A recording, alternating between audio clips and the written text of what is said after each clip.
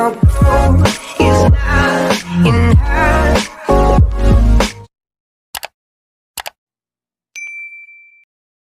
Assalamualaikum warahmatullahi wabarakatuh.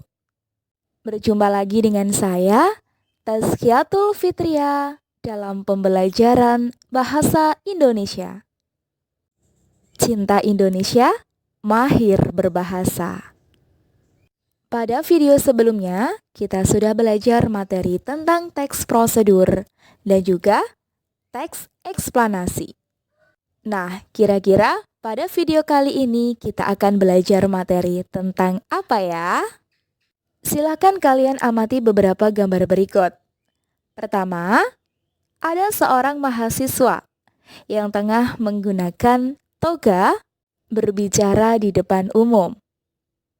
Kedua, ada seorang ustadz yang mengenakan baju koko lengkap dengan kopiah atau songkok berbicara di depan para jamaah. Dan ketiga, ada seorang ilmuwan atau pakar yang tengah mengenakan jas lengkap dengan dasinya berbicara di depan para audiensi. Nah, kira-kira ketiga gambar tersebut menunjukkan seseorang sedang melakukan kegiatan apa? Ya, pada gambar pertama adalah gambar seseorang yang telah melakukan pidato. Pada gambar kedua adalah seorang ustadz yang sedang melakukan khotbah. Dan ketiga adalah seseorang yang sedang melakukan ceramah. Seperti materi yang akan kita pelajari pada video ini, teks ceramah. Disimak baik-baik ya. Sebelum kita belajar lebih dalam materi tentang teks ceramah, kalian harus memahami dulu perbedaan antara pidato, khotbah, dan ceramah.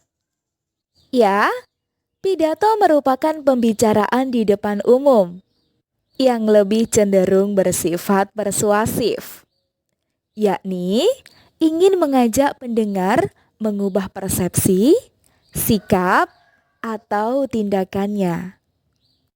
Pidato juga sering digunakan untuk menumbuhkan motivasi dan mendapatkan dukungan dari pendengarnya. Sedangkan khotbah juga berbicara di depan umum, namun berisi penyampaian pengetahuan mengenai keagamaan dan praktik ibadah, hingga ajakan-ajakan untuk memperkuat keimanan pendengarnya. Namun, kalau ceramah lebih bersifat umum. Ceramah menyampaikan suatu pengetahuan, informasi, atau isu tertentu yang umum, mencakup semua bidang, dan disampaikan oleh pakar atau orang-orang ahli dalam bidangnya. Ada beberapa tujuan ceramah. Pertama, informatif atau instruktif.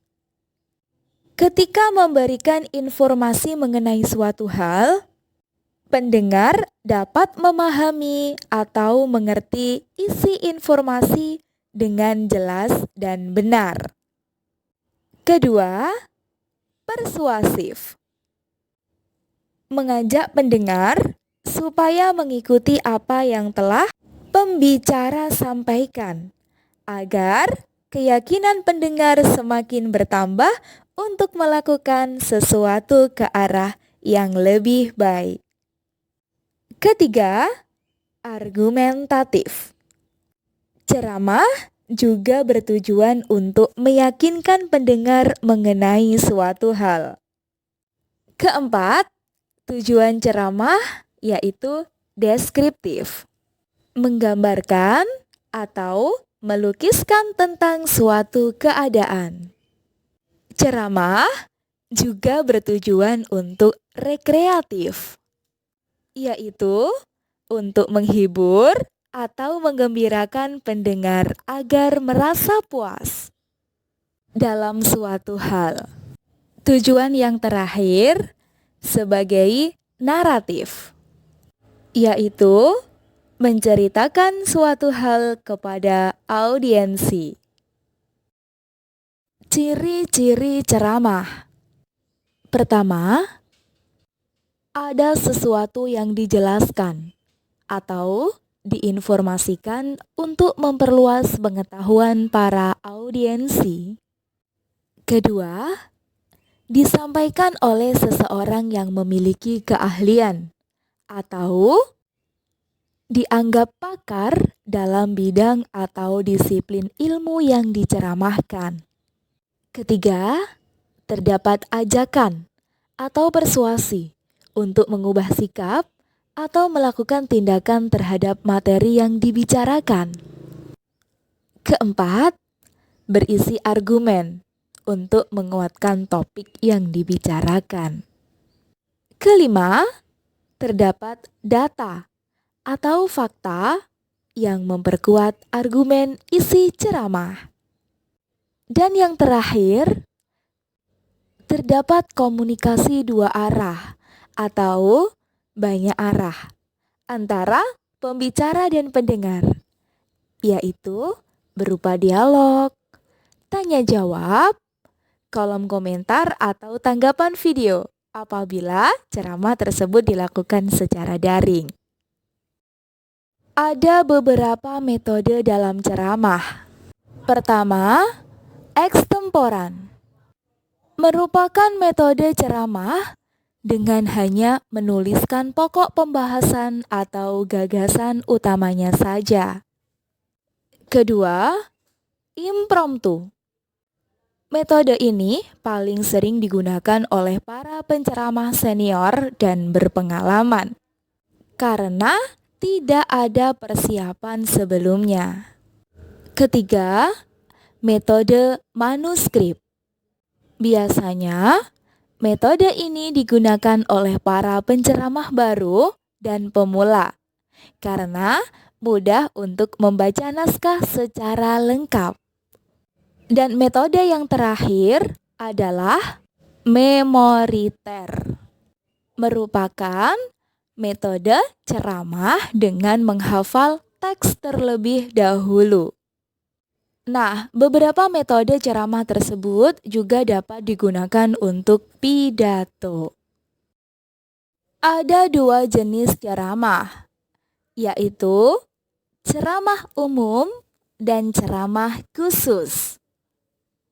Pesan yang disampaikan dalam ceramah umum tujuannya untuk memberikan sebuah nasihat serta petunjuk-petunjuk yang ditunjukkan terhadap khalayak ramai atau masyarakat luas.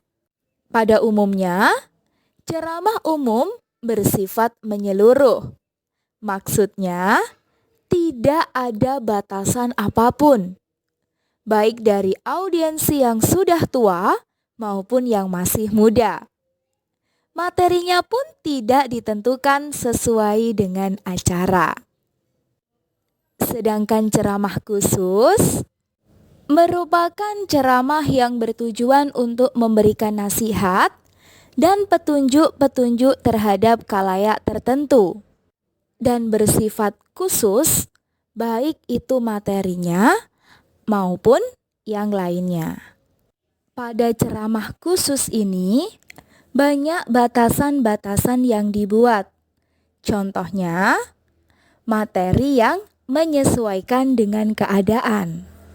Misalnya, peringatan Hari Anti Narkoba Internasional yang jatuh pada tanggal 26 Juni. Pada peringatan tersebut, pesertanya khusus dari pegawai Badan Narkotika Nasional atau BNN. Isi materi yang disampaikan pun juga khusus berkaitan dengan narkoba. Ada beberapa unsur ceramah yang harus dipenuhi. Pertama, penceramah, yaitu orang yang melakukan kegiatan ceramah. Untuk menjadi seorang penceramah, wajib memiliki ilmu yang mumpuni terhadap materi yang diberikan kepada audiensi. Kedua, audiensi atau pendengar merupakan orang yang menerima nasihat dan petunjuk dari penceramah. Unsur yang ketiga, harus ada materi. Materi yang diberikan dalam ceramah bersifat umum, boleh dari bidang ilmu apapun.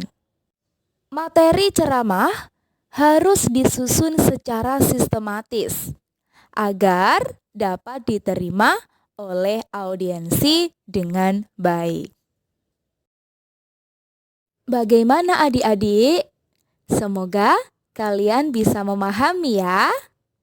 Jangan lupa untuk menyalakan loncengnya agar kalian tidak ketinggalan pada materi berikutnya. Karena Kak Taskia akan menyampaikan tentang struktur dan kaidah kebahasaan teks ceramah. Selain itu, ada juga materi-materi tentang bahasa Indonesia lainnya. Sekian dari saya. Assalamualaikum warahmatullahi wabarakatuh.